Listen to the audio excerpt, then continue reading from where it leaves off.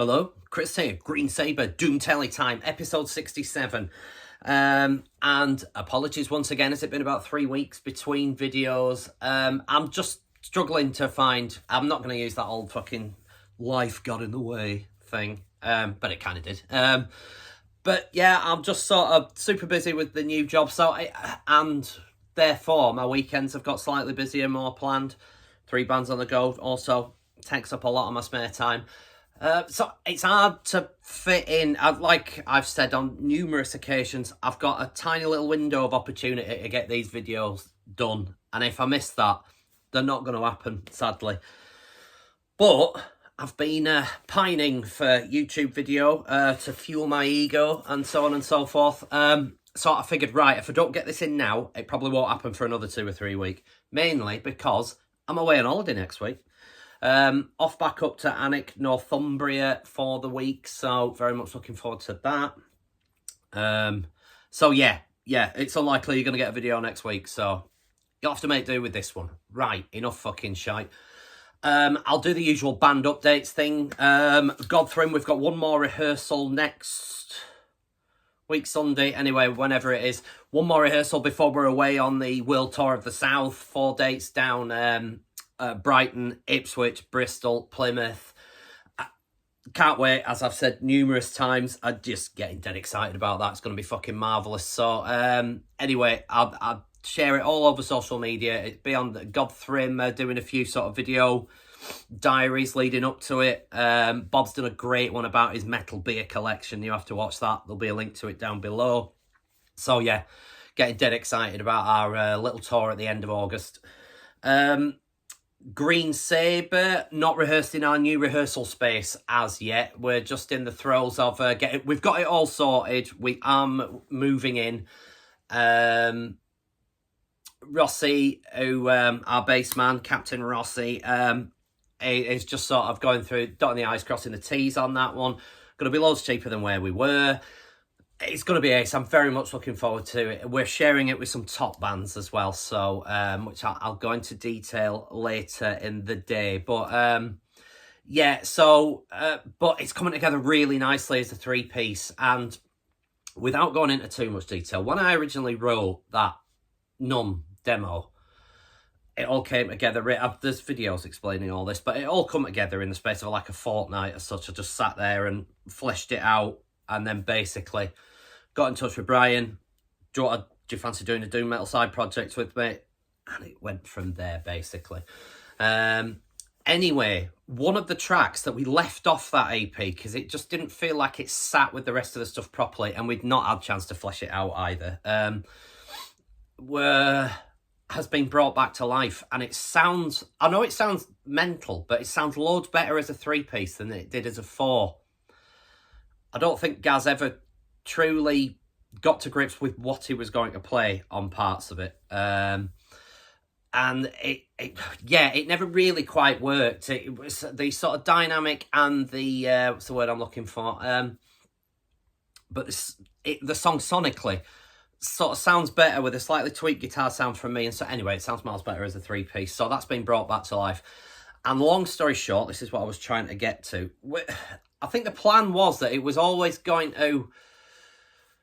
What I wanted from Green Sabre when I started it was a hark back to traditional British doom. Your My Dying Brides, your Paradise Losts, your Cathedral first album, second album. That was what I was going for, but with an edge of Sleep and Electric Wizard. Well, as a 3-piece, that more stonery doom element seems to sit a little better with it. So like I say, it's requiring a bit of a sound tweak from my perspective and so on, but the writing seems to be easier to go down that route with it as well. So I'm very, like I say, this was the original plan with where it was sort of going ahead. And then when we got Gaz in as a second guitar, I just thought, well, if we've got 2 guitars, it would be fucking mental not to utilise the harmony aspect of that. So it went down the more Paradise Lost route with it. I think this is going to come back towards more of an Electric Wizard vibe with a couple of... I mean, granted, we may evolve later on and so on and so forth, but I think the newer stuff that's coming is going to go down that route, so watch this space anyway. So that's what's going on with that. CROWSBLOOD writing, had my guitar tweaked, not had a chance to play with the new pickups yet. But yeah, coming along brilliantly. We rehearsed, I know this sounds crazy, but we rehearsed for the first time with vocals last week. And it sounded, if I do say so myself, it sounded tremendous. And it sounds like a proper band. And not that it ever didn't, but yeah, now that we're kind of fleshing that out. Because there's always that risk as well that it's easy for me to go and put vocals down in a studio. But until you play it live with the guitar, sing and play at the same time, you're not always sure that you can actually do it. And you have to train yourself. And anyway, it's coming together all right. So yeah, CROWSBLOOD, all good. Look, fucking 5 minutes. Right, enough of the updates. Today's video is going to be a decade top 6 thing. I can't remember exactly what Metal Mickey called it, but this is inspired by Metal Mickey. And I thought this was a great series of videos that he did. I'll link you down to the first one, and then you can go down the rabbit hole of the ones that followed. So yeah, there'll be a link down below. But Metal Mickey did a tremendous series of like 10 years of albums through the... was it just the 80s that he did? Yeah, he didn't go into 1990, did he? I'm slightly tweaking that. Where basically a top 6, which was a good idea because it's really difficult to whittle. Certainly with some of the years that I've done, it is so hard to whittle down a top 6 from that. It is so difficult. So yeah, I stuck with the top 6, and he had another great feature within this video series called Glaring Omissions from that year, and I've kept that in. I can't remember if I've made some glaring additions as well, but anyway, we'll cross that bridge when we get to it. So I'm going to do my own version of this. I'm amazed that I've not seen more versions of this. I thought it was a fucking great idea by Metal Mickey, so I was on board, Mickey. But yeah, so... I'm going to do 10 years, starting from 1987, which was the year that I sort of officially got into metal and hard rock. I moved on from Joshua Tree by U2 and Paul Simon's Graceland, which I seem to remember we played to death on a family holiday once in car, but anyway, I digress. I moved on from that, metal grabbed me, and I've never looked back since. So I'm starting it from 1980. I was going to start it 1986, but then I realised really, yeah, I'm into loads of albums from 86, 85, 84, 83, 82, loads of them. But I realised that my lists were fairly generic. This one for 1987 is going to feel fairly generic, quite frankly, because they were the way that I've tried to work it is the albums that at the time had the biggest impact on me, but also albums that maybe didn't have a big impact on me back then, or at all, but I have since grown to absolutely adore. So, yeah, that's how I've compiled the top 6. It's a combination of what resonated with me, what hit me, and what, going back then, has aged badly or has aged brilliantly that I've learned to love. So that's how I'm compiling mine. So without getting to 10 minutes without fucking saying anything to you, I think without further ado, we should crack straight on. So if you watch the Metal Mickey versions, this is the format that he's gone with. Great format, and I loved it. So, 1987, my formative years of metal. That was when I got into Van Halen, Guns N' Roses, fucking Def Leppard, and various other things. Those were my formative metal years. And it was the turn of 87 into 88 where Iron Maiden came on my radar, and I never looked back. So, 1987, and my number 6 of my top 6. Now, this might look like I'm going all elitist and sort of, hey, look how edgy I am. But my number 6 is Napalm Death's seminal debut, Scum.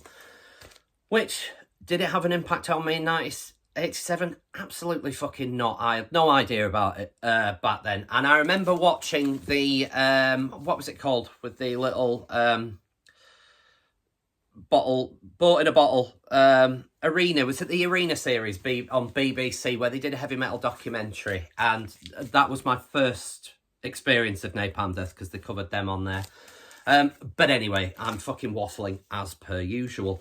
This is coming in at my number 6 because at the time, yeah, it had absolutely no impact on me. However, since then, and this wasn't the first Napalm Death record that I bought either, that was Harmony Corruption, and I went down the Napalm Death rabbit hole ever since after that. But this one makes my number 6 over many others because of the impact, not just what the impact that it had musically on the scene around it and the rise of grindcore and death metal and so on and so forth that came directly from this. Let's not fucking bear any bones about that, or whatever the fucking phrase is. Anyway, this album is so important in many respects, not just for genres and the scene back then, but also for my musical progression.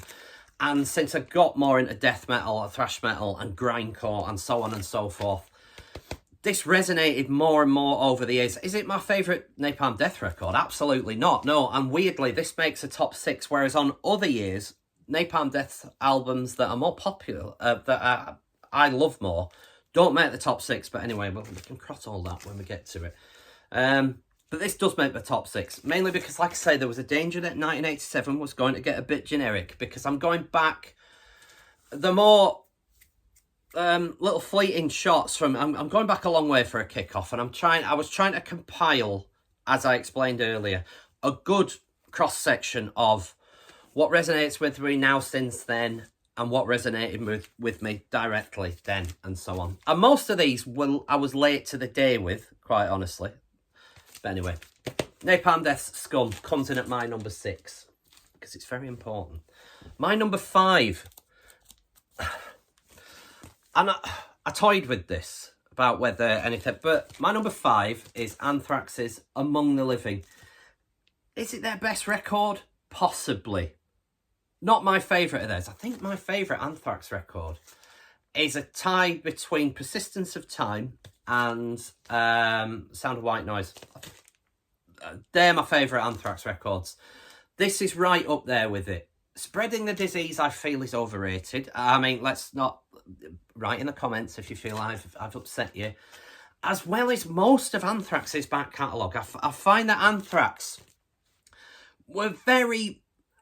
How they cling on to that big four of thrash is a question for another day, quite honestly. Maybe a video for another day. But I think they're very, very lucky to be considered right up there with Slayer and Metallica. I mean, you could argue that half of Megadeth's fucking back catalogue is very, very lucky to stay up there. But anyway, but again, like I say, video for another time. This is my number 5 because it is a great album and some of Anthrax's finest tunes are on here. The production's a little quiet, if I remember rightly. It just seems a bit sort of wishy-washy, but it does what it says on the tin, and it's a great album for it. If I don't, there's probably loads of stuff that everyone's saying, you've forgotten this, you've forgotten that, and blah, blah, and so much from 1987, but I had to do a very sort of quick sort of get-together of what I remembered largely from it. And I know that not in 1987, again, like I say, it was 88, 89 that I discovered Anthrax. So dived back into it. But, yeah, it was then, and probably still is, well, it's my top 5. One of my favourite albums from 87. So that's why Anthrax makes my number 5. Again, I have issues with Anthrax about whether they're as good as everyone fucking says they are. But again, video for another time. My number 4, and I don't have a physical copy of it. I only ever had it on cassette, and all my old cassettes from way back when are long since fucking dead or lost. And anyway, they're all gone. So, insert image is 1987 seminal Def Leppard, Hysteria. Hear me out. I absolutely adored this album at the time, and I still do. Now, the reason for that is that, is it edgy, cutting edge, blah, blah, and all that? Is it? Fuck. What it is, though, is pure nostalgia for me, and I put it in the same bracket as my love of 80s pop, classic 80s pop. Your Tears for Fears, your fucking Duran Durans and all that kind of stuff, your Depeche Modes. I put this in that same bracket. It brings back the same nostalgia, and I love it for that. I think Def Leppard were exceptional songwriters, and don't get me wrong, it's certainly no High and Dry, which I think is their finest hour, closely followed by Pyromania, which I think is almost as good. The debute's shit, but that's another story. But Hysteria, I think, is a deserved 4 on this list because of where I went from that. Yeah, I descended off a cliff into extreme metal, there's no denying. but it still resonates with me. The title track, Hysteria, is a masterpiece, and I will not be told otherwise. Animal, another masterpiece. Pour Some Sugar on Me, slightly shit, and the video's fucking hysterical. Yeah, there are others, but I love this album for those reasons, and it's a worthy number 4 for 1987 for me. Don't try and argue with me. My number 3. And again, did I love this at the time? No. I came back to it, like I say, around 89, 90, around whenever. Death's debut, Scream Bloody Gore. A death metal masterpiece. It truly is. It's raw, it's aggressive, it's extreme. It's a fabulous, fabulous record. It's not my favourite death record. No, that would be Spiritual Healing. Closely followed by Leprosy. Then maybe... I did a death ranking. I can't remember where I put this, but it's an exceptional record and way ahead of its time. There's the school of thought. Was Possessed the first death metal record? I don't know, and I don't care. I think my Metal Mickey hit it perfectly, where I think he said that Possessed record is more of a extreme thrash album, and I would go that far myself. Yeah, I think it's more thrash than it is. This is death metal. It's the pioneer of death metal, and it's a fucking masterpiece and a worthy number 3. So yeah, that's my number 3. My number 2, and this made it on Metal Mickey's list because it is again a masterpiece. Faith No More's Sophomore, second album, Introduce Yourself. I got into Faith No More with the album that followed this, The Real Thing, and it was just like a light bulb moment for me. Faith No More are one of my favourite bands of all time. I've also done a ranking of Faith No More's albums that you can find in my video feed if you've not already watched it, where I wax lyrical about this band. This band were fucking phenomenal, and again, I won't be told otherwise. They were groundbreaking. Nobody else sounded like them, or has done since, quite frankly. There has been many imitations, but all crap compared to this band. Now, the point I was trying to get to was that it was The Real Thing that got me into Faith No More. So at first, of course, Mike Patton isn't singing on the first 2 Faith No More records. It's Chuck Mosley, and I struggled with Chuck Mosley's voice. I was the child of Patton, and it was sort of, I don't know if I like that guy's voice. I kind of wanted to hear... I loved the version of As the Worm Turns from the You Fat Bastards Live at Brixton video and album, because it was Mike Patton singing an early song, and I couldn't get me. But when it clicked and I realised just the qualities, and it was the track and song, that's track number 2 on this, is it? Yeah. That converted me. Not the track We Care a Lot, which, yeah, has been... It's another one of them that's been played to death, so hasn't aged brilliantly. But probably the weakest song on here. I think Metal Mickey says that as well. Faster Disco, the opening track, fucking fabulous. And song, brilliant. Introduce Yourself, the title track, brilliant. Chinese Arithmetic, brilliant. What else have we got? Crab Song, brilliant. Blood, Spirit, all killer, no filler on this record. And it is a masterpiece and a worthy number 2. This early Faith No More has aged fantastically for me. It is still relevant now. And this is a fucking brilliant record. It really, really is. So my number 2. My number 1, and is a bit of a cheat because it's not a full album, it's an EP. But I will stand by this. It is the greatest album of 1987 for me.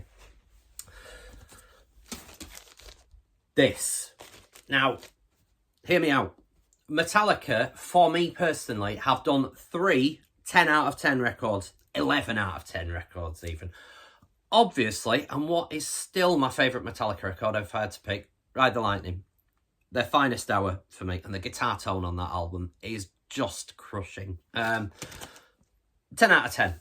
Master of Puppets, of course, another 10 out of 10 record. It really, really is. The other 10 out of 10 Metallica record for me, though, is this. The production on this is breathtaking. It is raw and aggressive. It sounds fantastic. It really does. I mean, there's so much said about the production on And Justice for All, and it doesn't really bother me, the production on Justice for All. From a guitarist perspective, you just hear shredding guitars really loud. So, yeah, I don't have a problem with the production on Justice. Let's just get that out there. But when you listen to the production on this is miles better. Not only is this one of Metallica's finest records, and it fucking truly is, every track is a banger. Yeah, there's only 5 tracks, but every one is sensational. And what this did was get me into so many other great bands. 5 other great bands, for example. But for many reasons, like I've just said, this still now stands up. It's fucking fantastic. It's a great record. And back then as well, this was just a brain exploder.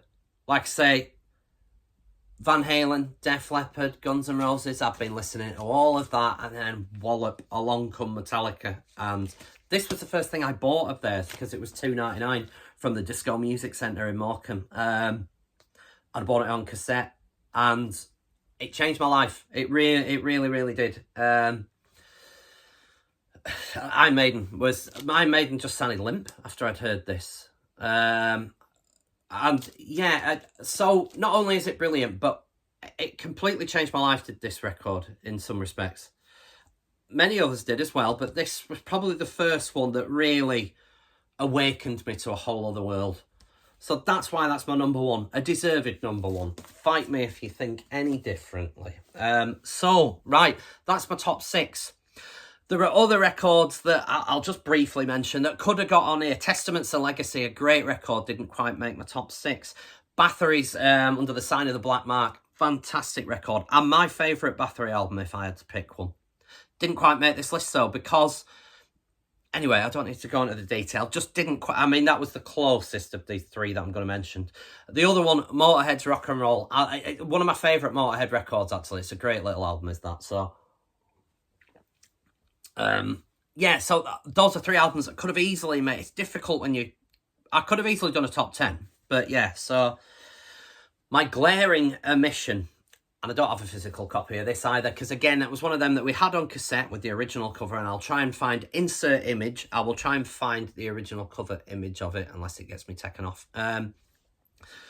Guns N' Roses, Appetite for Destruction. Personally... I think this album is right up there with one of the most overrated records of all time. Now, bear with me. It is great, yeah. Again, it's got that nostalgia vibe to me, so I can still listen back to it in places, but I have heard it to death. I don't feel like it's aged particularly well. It's aged better than anything else that Guns N' Roses ever did, quite frankly, and let's be honest about that. This, and maybe the G&R Lies little EP that they did, are the only things of any relevance that band did. So that kind of just tarnishes their legacy for me as well, because they were kind of a one-trick pony. Everything else they released after that is shite, and don't fucking start me on that November Rain bollocks. The video is the most self-indulgent bag of wank I think I've ever seen. And the song is garbage, and don't try and fucking tell me otherwise. It is garbage. And everything that Guns N' Roses did since this album is garbage. So let's just get that out of the way. And I feel this comes under that. Sweet Child of Mine. The anthem for arseholes that want to appear like they're edgy and like rock music that don't like rock music. I wasn't a massive fan of it. I've always felt it was the weakest song on the record, even back then when I loved it. The Rocket Queen is... probably the best song on that album, personally. I mean, you know, Welcome to the Jungle is a great tune. It Ain't Easy is a great tune. Night Train is a great tune. My Michelle, and various others. Paradise City, I always thought was miles better track than Sweet Child of Mine. I think Sweet Child of Mine is dull, and like I say, it appeals to people that aren't really into rock music, and that's why it's popular. And I just feel that it's one of the most overrated albums of all time, personally. Yeah, is it a hard rock classic? It probably is, but I also think that there are many albums that have done what Guns N' Roses do. Many bands that have done what they do better anyway, so yeah. Right, so that is my glaring omission.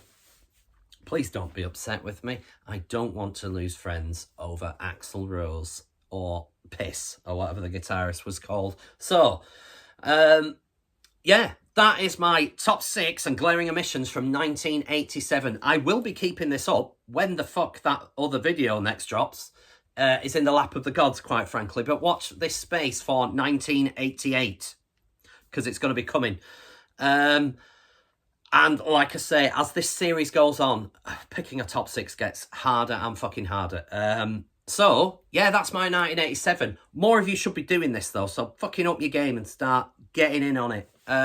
So until then, thank you for watching. Thanks for my new subscribers. We're about 3 off 200 now.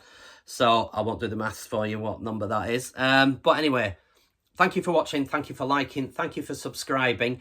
I will see you when I return from Anik, and I'll buy you all a fridge magnet. Laters.